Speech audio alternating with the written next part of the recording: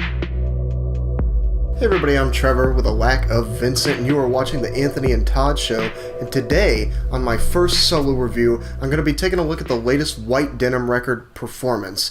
White Denim is an American rock band from Austin, Texas. They're really well known for their jam breaks, ostinato, and looping work, and their really weird song structures. They've been around since 2006, but they first popped onto my radar with their 2013 song At Night in Dreams from their Corsicana Lemonade record.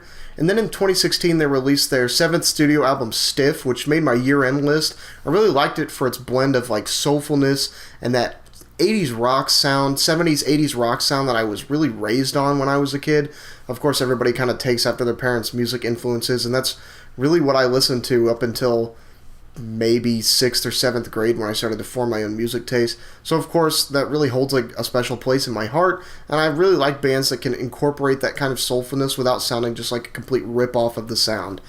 That album was really a return to form for the band, featuring great southern rock, psychedelic, and soul influences with tracks like Hold of You, I'm Psycho, and the amazing, my favorite track, Ha Ha Ha Ha Yeah.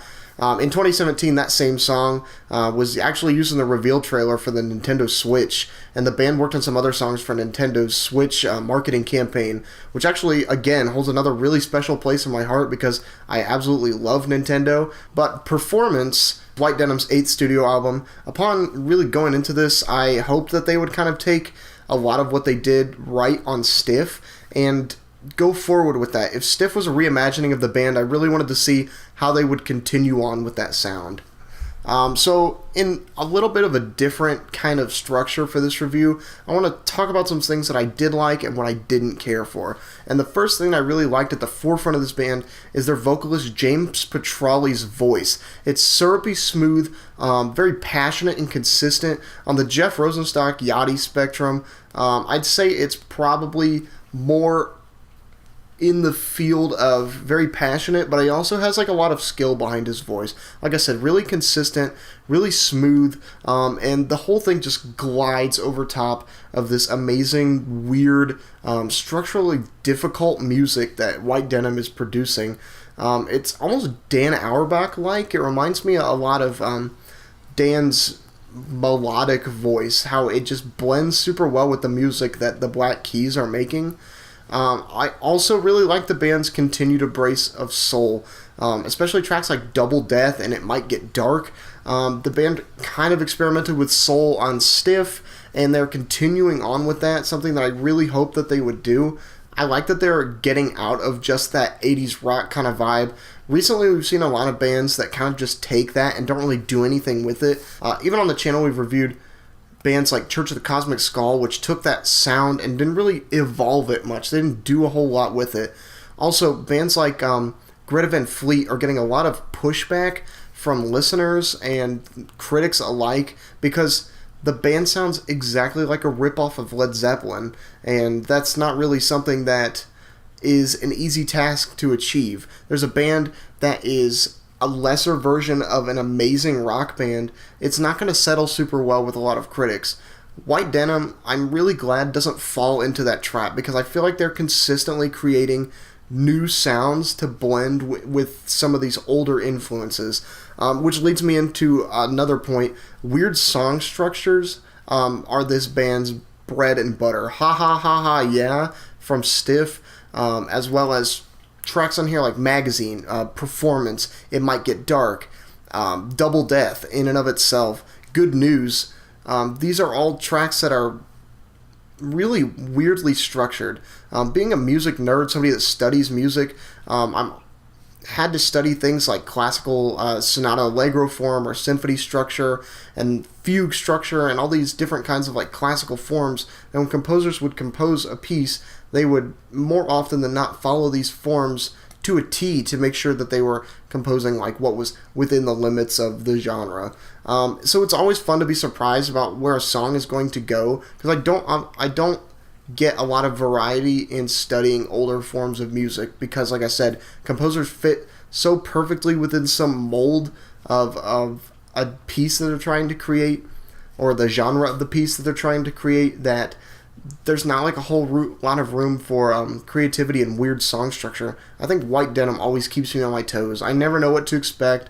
I never know if there's going to be a chorus or a jam session or another verse or a bridge or what's going to come next in their songs. And overall, the songs are really, really catchy. I find myself singing these songs a lot to myself. They get stuck in my head a lot. I hum them a lot. And that's a huge part of why I liked a lot of this year's rock acts, like Parquet Quartz, Jeff Rosenstock, 21 Pilots' latest record, Trench. Vincent is really into the new Idols record. All these acts create really catchy songs with great lyricism. And that's part of the reason that Vincent and I might have believed that rock was dead in the past couple of years, is because there wasn't really a lot of compelling rock music that was coming out. Obviously, hip-hop has taken over as that kind of song of the people, or the kind of genre of the people now, whereas it used to be rock back in the 70s and the 80s, pretty much as far back as the 60s, but now we're getting more into a hip-hop kind of zeitgeist feel. Rock still has its place, though, and I think that we're at another kind of awakening for what rock could be, and while they might be sparse and few and far between, we're definitely getting a lot of really good material. Probably for every good band that's out there, or good record in the rock genre that came out this year, there were like 5 hip-hop ones to match it. It's still fun to find that rock gem in the rough, because it's still difficult to find good rock these days, and White Denim, I think, definitely falls into that, along with some of the great records that I've liked this year.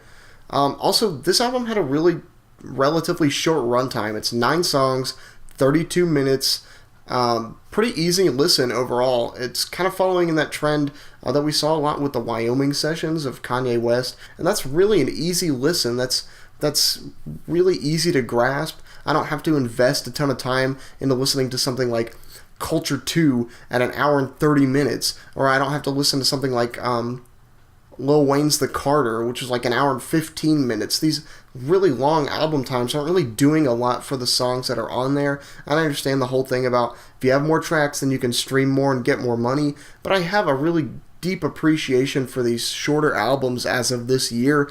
While I would like more of the music being created, and I would like more of that creative space, and I would like more of the same music because it sounds good and I enjoy it, I'm glad that the artist knew when to cut off their project, because it makes for an easier swallow. Some things that I didn't particularly care for, sometimes there were directions I didn't really like the band going, and I'm all for artist experimentation, but there were honestly some times where like the band ran with an idea that I didn't feel like clicked all that well. Specifically, tracks like Fine Slime or Sky Beaming, with its really heavy use of synths, I didn't think settled super well with the band's energy and the type of music that they were trying to create. There are certain bands that I think do this well. The Black Keys I mentioned earlier, I think use synths pretty well, but White Denim essentially made like an EDM track on Sky Beaming, and luckily it's one of the shorter songs on the album, but it was not super enjoyable, to say the least. Also, I feel like there was a very inconclusive ending to the album. Good News I thought was a great closing track, a great track overall, but the way it ends is really disappointing. I feel like it didn't bring the entire album to a close the way it should have, and it kind of just tapers off in like a weird electronic, like computer shutting down kind of way. Overall, though, I think White Denim created a really good album on here. I really enjoy a lot of the tracks. They're all very fun and catchy. They bring me back to a time that I listened to when I was a kid. I'm getting a lot of vibes of like Allman Brothers just jamming for 10-15 minutes on tracks with no regard to time whatsoever. I'm getting vibes of the Eagles' Southern Rock on here. I'm getting vibes of King Gizzard's psychedelic kind of influence, but done in a better way than King Gizzard did, especially over this past year. I'm getting vibes of the Black Keys and their new age rock kind of sound, Dan Auerbach's voice, some of the use of synths, some of the really catchy melodies and really well-written harmonies and great guitar work. White Denim, I think, is really an artist to watch now. They have been around, like I said, for a little while, but in these past couple of years, they've created some really compelling music that I'm honestly surprised that they're not on a lot of people's radars. I'm going to personally give this album a good to great, and I would have to chalk it up to one of my favorite rock albums of the year. So if you get the chance, definitely check out Performance. But until next time, guys, make sure you subscribe to us on YouTube, follow us on Twitter or Instagram at Anthony and Todd, like our Facebook page at Anthony and Todd. You can watch our streams at Twitch TV/The Anthony and Todd Show. Until next time, guys, I'm going to put a link to Vincent's solo review on the top of the screen for his Tropical Fuck Storm review. But again, until next time, guys, I've been Trevor. Vincent's not here. You're watching the Anthony and Todd Show. I hope you guys have a great evening. See you later, guys.